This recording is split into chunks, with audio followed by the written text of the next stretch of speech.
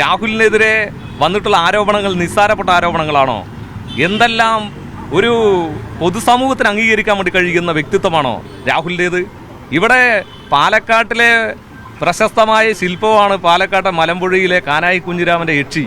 ആ യക്ഷിക്ക് WhatsApp group ഉണ്ടായിരുന്നെങ്കിൽ അതിനകത്ത് പോലും മെസ്സേജ് അയക്കുമായിരുന്ന രാഹുലിൻ്റെ ഈ സ്വഭാവ വൈകൃതത്തെയാണോ ന്യായീകരിക്കാൻ നിൽക്കുന്നത്?